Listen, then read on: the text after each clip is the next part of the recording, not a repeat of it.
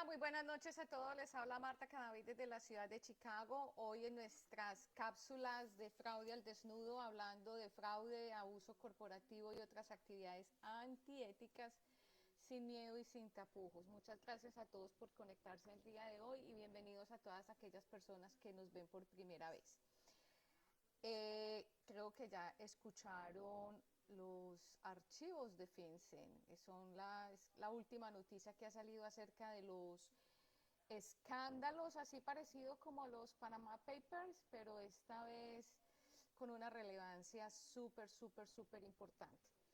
Para hablar del tema quiero, primero que todo, explicarles qué es FinCEN, qué es lo que hace, a qué se refieren con los archivos, como para entender cuáles son los impactos de lo que está sucediendo ahora y de lo que viene, porque lo que viene es aún más interesante. Sucede que FinCEN, a nivel global, el GAFI, que es el Grupo de Acción Financiera Internacional, o el FAT, ellos, dentro de las 40 recomendaciones que tienen para prevenir, detectar el lavado del dinero y financiamiento al terrorismo, ellos le recomiendan a los países en general que creen las unidades de información financiera. Esas unidades se llaman UIF, en Colombia se llama UIAF. Esas unidades tienen por objetivo el intercambio de información, pero igualmente esas unidades recogen información de los sujetos obligados y esa información, dependiendo las características, dependiendo como de una cantidad de detalles, se eleva a las autoridades. Digamos que las UIF son un repositorio de información de actividades sospechosas. Entonces, lo que sucede es que... Perdón, ¿ya me escuchan? Bueno, voy a empezar de nuevo porque de pronto me dicen que no se está escuchando. ¿Ya me escuchan bien? Bueno, voy a incrementar aquí mi volumen para saber si ya me escuchan bien. Por favor, me confirman si me están escuchando bien. Bueno, voy a empezar de nuevo. En el día de hoy, en nuestras cápsulas de fraude al desnudo, vamos a hablar acerca del nuevo... ok, gracias. La tecnología con Facebook no para de sorprendernos, cada vez tiene algo diferente. Entonces, bienvenidos a todos a nuestras cápsulas de fraude al desnudo. Les habla Marta Cadavid de la ciudad de Chicago y bienvenidos a todas aquellas personas que se conectan por primera vez. En el día de hoy quiero poner como tema los archivos de FinCEN. Posiblemente ustedes ya han escuchado en sus países, posiblemente ya ustedes han leído un poquito, pero me parece súper interesante porque esto es una revolución de lo que está sucediendo a nivel internacional, digamos que a nivel global en todos los términos de investigación, no solo periodística, sino en todo. Les contaba que FinCEN es la unidad de información financiera de Estados Unidos y estas unidades fueron creadas a través de las 40 recomendaciones del GAFI, donde digamos, le dicen a los países, el GAFI le dice a los países que deben implementar esta unidad de información financiera para recoger la información, los reportes de operaciones sospechosas que crean los sujetos obligados. Entonces, para ponerlos en más contexto, dentro de esas 40 recomendaciones también dice cuáles son los sujetos obligados. Los primeros sujetos obligados que existieron o han existido han sido toda la industria del sector financiero.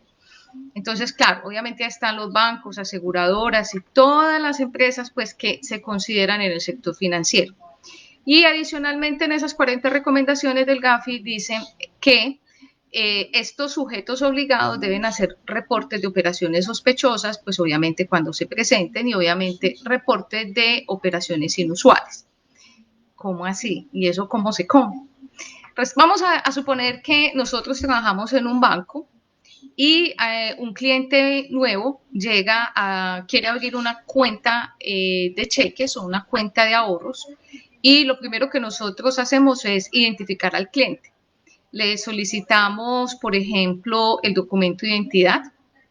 Muy posiblemente le vamos a solicitar la cuenta de servicios públicos, porque una de las obligaciones es determinar el sitio de residencia de la persona, y muy posiblemente otros documentos dependiendo de la entidad financiera.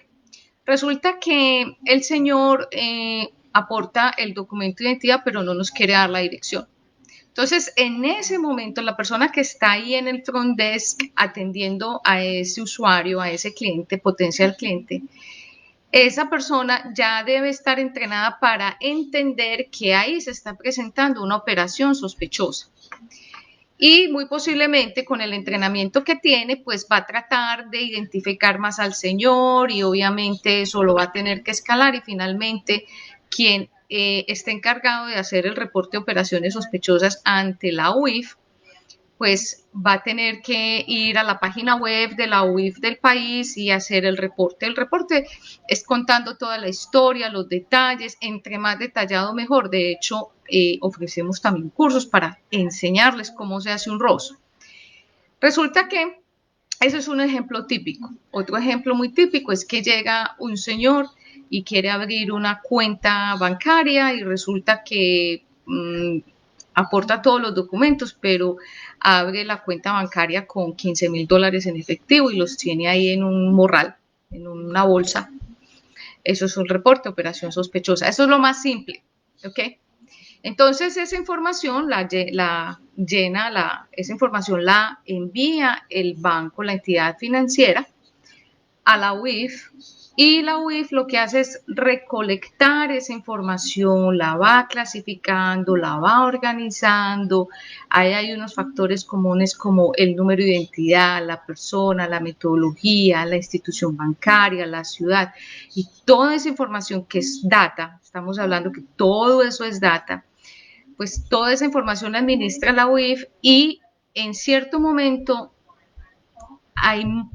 la UIF decide trasladar el caso a la fiscalía, porque ve que hay una tendencia criminal, porque se está repitiendo mucho un nombre, porque en varias oficinas ha entrado un número de cédula igual, porque ya pues también se está haciendo el tracking de un fraude.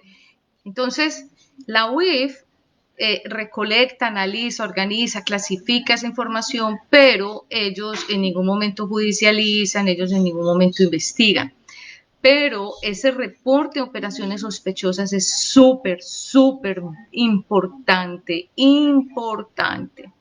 porque con ese es el material, esa es la materia prima para iniciar las investigaciones. Entonces, hay que hacerlos bien, hay que llenar toda la información, hay que proveer todos los detalles para que precisamente esa información pueda servirle a las autoridades. Entonces, FinCEN, acá en Estados Unidos, es la unidad de información financiera. Los bancos tienen esa obligación como sujetos obligados, porque esa es una obligación del sujeto obligado, de reportar o de hacer el reporte de operaciones sospechosas, o el SAT, o el reporte de operaciones inusuales. Eso tiene unos plazos, hay una metodología, hay mecanismos a través de la website. Cada país implementa la metodología o el mecanismo para poder que los sujetos obligados, incluso en el sector real, puedan hacer el reporte de operaciones sospechosas. Entonces, hasta ahí, eso es todo como el deber ser. Entonces, ¿qué sucedió? Se filtra la información de FinCEN a través del Consorcio Internacional de Periodistas que son investigadores investigativos, y estamos hablando de más o menos 400 personas que están en 180 países.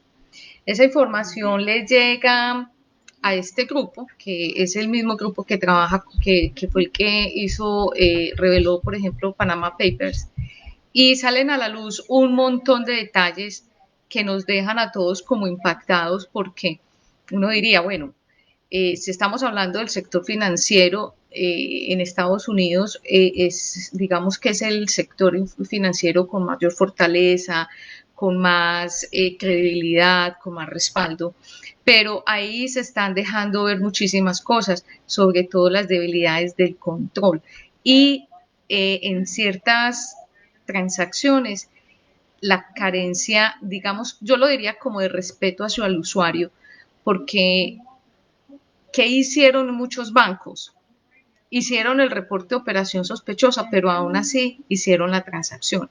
E hicieron el reporte de operación sospechosa para cumplir con la norma, pero aún así permitieron que dineros grises, oscuros, entraran a las organizaciones. Entonces, ahí estamos hablando de grandes bancos como JP Morgan, como el HSBC, Barclays y muchísimos más que son muy robustos. Estamos hablando de bancos corresponsales de toda Latinoamérica, donde pues hicieron los ROS, pero se ven involucrados con los escándalos, mayores escándalos a nivel global sobre el lavado de dinero y financiamiento del terrorismo.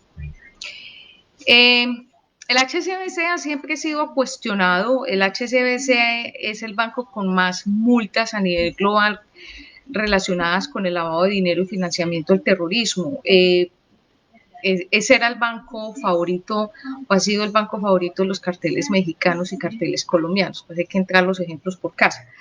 Y asumo irresponsablemente que hacen todos sus esfuerzos, pero siguen pagando las multas. Y aquí en los FinCEN Papers o FinCEN Files se sigue notando que existe laxitud en los controles internos relacionados con la prevención y detección de estas actividades sospechosas.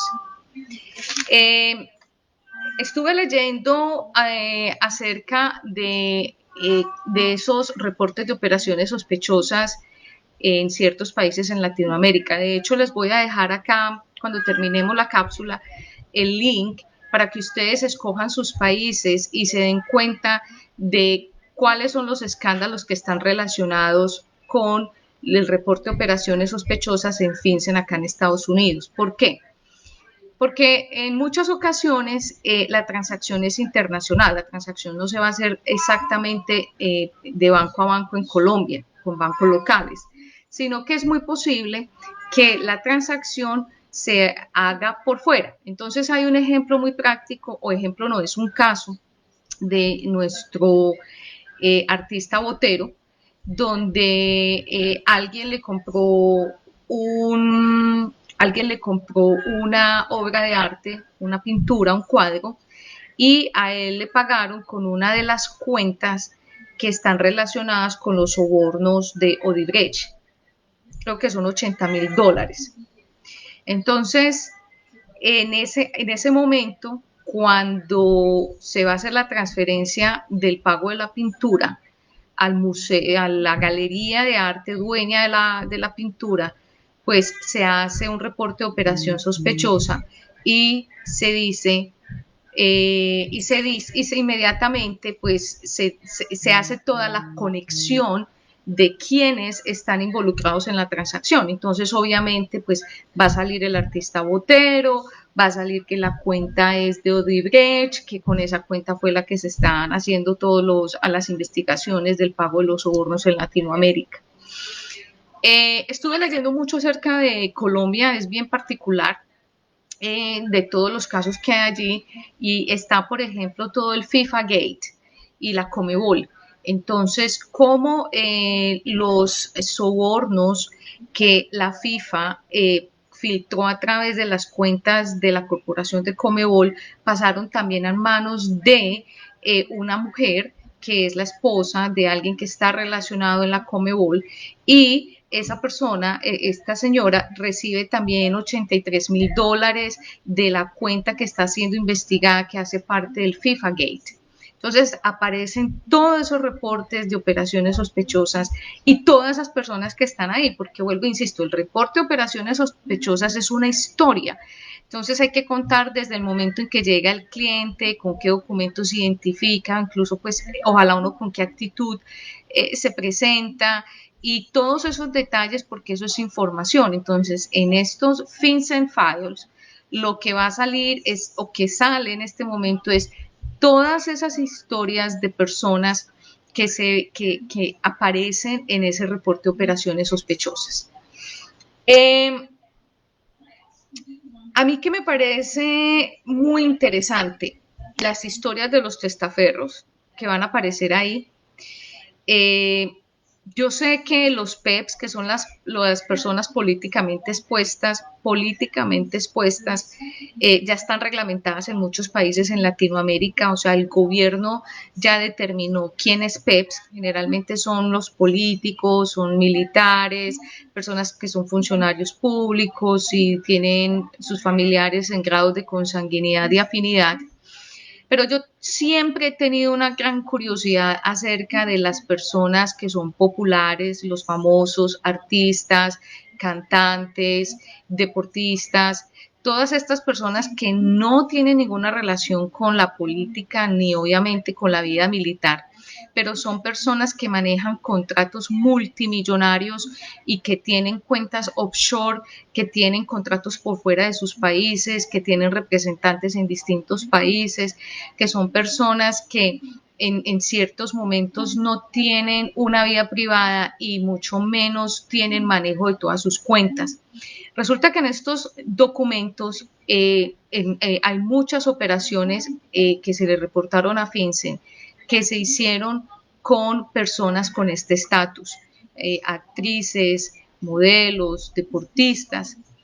Y yo siempre lo he dicho, puede que ellos no sean políticamente expuestos, pero yo los llamo públicamente expuestos. Y de hecho, cuando estamos hablando en términos de lavado de dinero y financiamiento del terrorismo, los llamamos personas de interés. Hace muchísimo tiempo, siempre cuento esta historia en mis cursos, hace muchísimo tiempo, voy a mirar quién está aquí. Sí, enseguida hablamos. Hace muchísimo tiempo, por ahí 8 años, hubo un gran matrimonio en una isla famosa en el Caribe, en Colombia.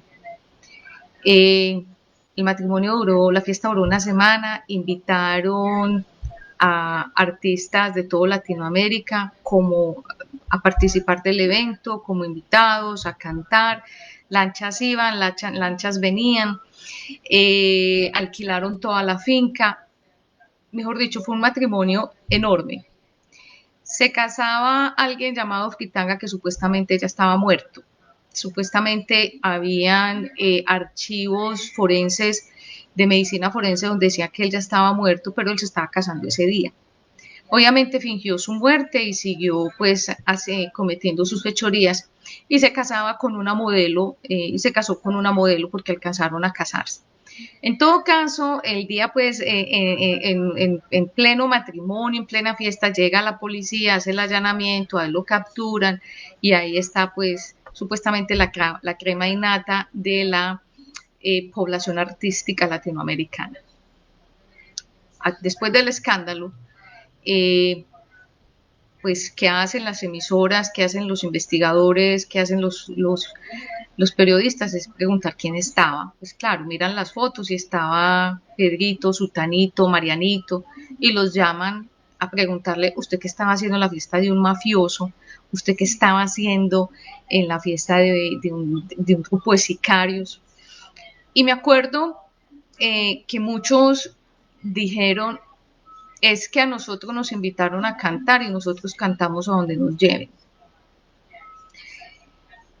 Y yo siempre dije, ¿cómo nunca hacían la debida diligencia? Es decir, arriesgar un grupo de salsa, arriesgar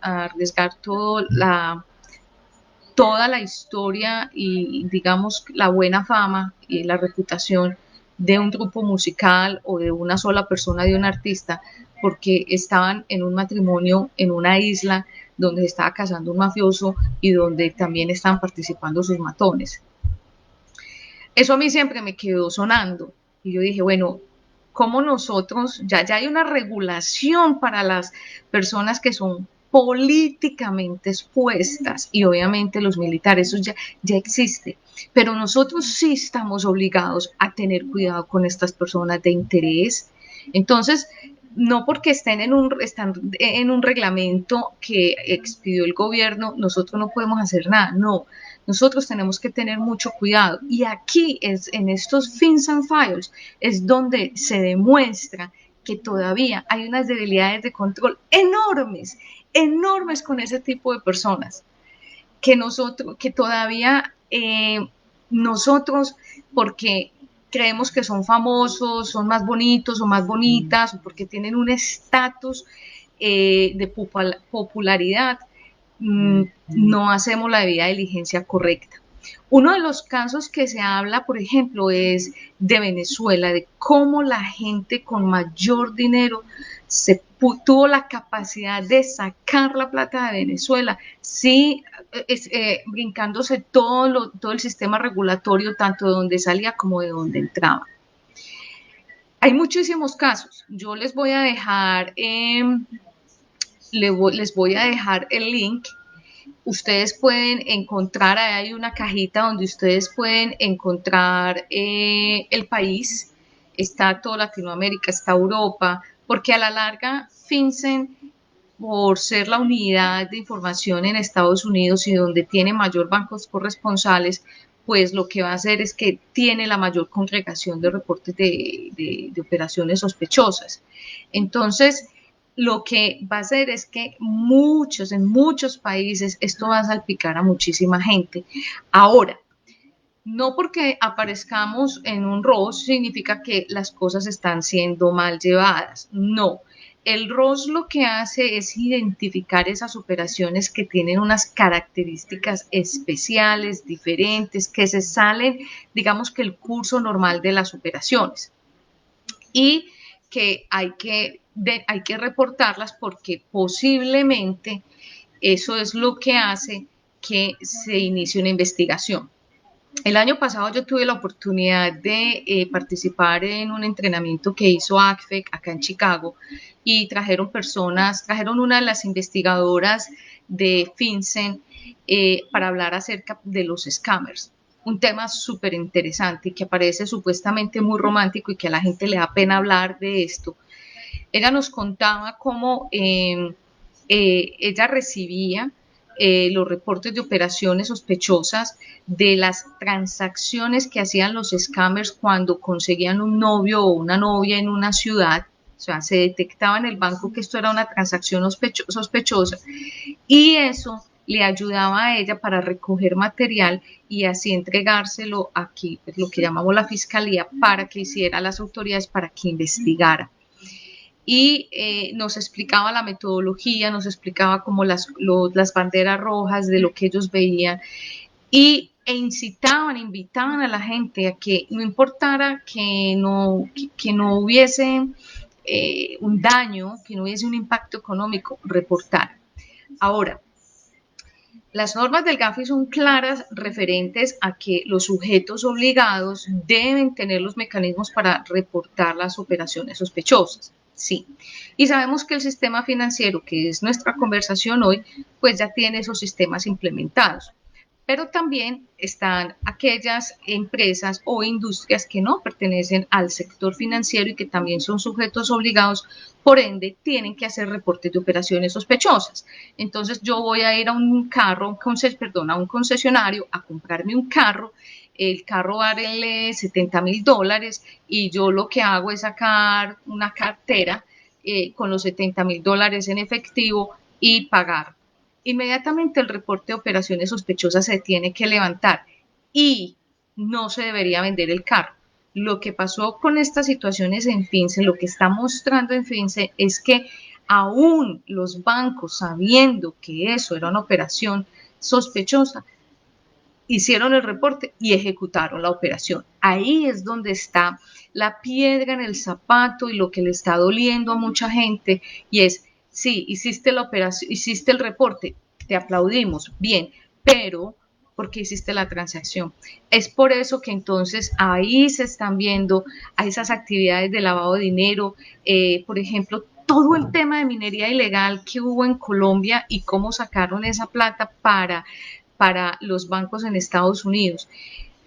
Tenemos actividades de minería ilegal en Colombia que vinculan también a Perú y vinculan a otra compañía que ya está investigada por lavado de dinero. Las transacciones se hicieron en Estados Unidos, se hicieron el reporte de operaciones sospechosas, pero se hizo la transacción. O sea, el hecho de que se haga el reporte de operación sospechosa no indica que es que yo ya tengo permiso para hacer la operación. No, si yo estoy a puertas de hacer la operación, no se debería hacer. Ahora, el apetito al riesgo de cada compañía es como el ADN, cada quien hace de su camisa un saco y se mete en el problema que quiera. Pero cuando ya salen este tipo de situaciones a la luz, como Panama Papers, como el FinCEN Files, pues, ¿qué más queda? Nos demuestran que a pesar de que hay regulaciones, de a pesar de que hay recomendaciones, todavía estamos en pañales con respecto a la prevención del lavado de dinero y financiamiento al terrorismo. Bueno, gracias Luna, Mariano, muchas gracias. El sonido siempre a veces nos molesta. Gracias, Kiara, Jesús, Vanessa, Christopher, Marley, Mireya, muchas gracias, Osmar, Enrique, Jorge, que aquí nos está viendo con una cantidad de gente, gracias, Josué, Luz Janet, Esmeralda, Juan David. Alguien me estaba preguntando cómo se escribe FinCEN, ya se los voy a escribir, yo les voy a dejar el link para que ustedes lo tengan, de modo que puedan leerlo y lean sobre sus países. Ahora, alguien me preguntaba en un curso de vida de diligencia si la información que había en la página de este consorcio de periodistas dedicados a estas investigaciones de corrupción y de lavado de dinero y delitos económicos, que es fascinante, que si había información ahí de alguien era válida para una debida diligencia. Entonces, yo les decía, mire, todo depende de cómo usted mire las cosas. Si por ejemplo estamos hablando ahora de los FinCEN y estamos hablando del FIFA Gate y estamos hablando de la Comebol y cómo esta persona recibe $83,000 en una cuenta que ya está investigada, pues yo pienso que hay que tener claro que esa información sí se debe tener en cuenta. Muchos de los problemas que hubo con Panama Papers era que se estaba hablando de paraísos fiscales. Uno menciona paraísos fiscales y uno ya se está imaginando paraíso fiscal igual evasión. Yo diría, dejémosle un poquito como al no. No necesariamente quien tenga una cuenta en Panamá está evadiendo, o no necesariamente quien tenga una cuenta en Islas Vírgenes está evadiendo. Cuando ya, en cierto momento, cuando ya tenemos la capacidad de conocer otro tipo de negocios, otro tipo de jurisdicciones, cuando en muchas situaciones hay que tener la cuenta en ese país porque es una regulación, por ejemplo. Se va a hacer un negocio en Islas Vírgenes, pero no aceptan una cuenta por fuera, hay que abrir la cuenta. Y pues resulta que Mossack Fonseca era el que a mí me ayudaba, pero no necesariamente yo estoy evadiendo. El problema no es si yo tengo o no tengo una cuenta en Panamá o en un paraíso fiscal. El problema es si yo estoy declarando esa cuenta y esos dineros en mi declaración de renta donde me toque declarar. Ese es el problema. El problema no es tener la cuenta ya. Muchas familias se cuidan de tener sus patrimonios por fuera de los países donde viven para evitar situaciones de inseguridad y pues hacen sus declaraciones de renta incluyendo esos dineros. ¿Eso es bueno o eso es malo? No, depende cómo lo mire. Pero cuando uno está en una debida diligencia y estos medios, porque estos no son medios adversos, cuando esta información llega, mucha gente la considera medios adversos, otra gente dice yo no la tengo en cuenta, o para mí simplemente es información, pero eso en nada va a cambiar mi concepto en la debida diligencia. Entonces depende mucho del apetito al riesgo, de cómo se está ejecutando esa vía de diligencia, cuál es el objetivo de esa vía de diligencia, si se está incorporando un nuevo cliente o al contrario se está pensando en abrir, de tener un joint venture, por ejemplo. Entonces ahí esta información es bien importante. Yo sugiero que la lean, la estudien, la desmenucen, se la aprendan, porque esto es un trabajo de investigación súper interesante. Son como 18,000 folios, recogieron información como desde el 2000 hasta el 2017. Todo lo que los ROS de todos estos años, así que es información valiosísima. Espero pues que no nos encontremos ahí, pero hay información de toda Latinoamérica, Colombia, Venezuela, Argentina, Paraguay, Uruguay, de todos los países. Así que ojalá ustedes le saquen partido y bueno, y si en algún momento tienen alguna duda, pueden contarme y pues podemos abrir una discusión bien interesante con este tema.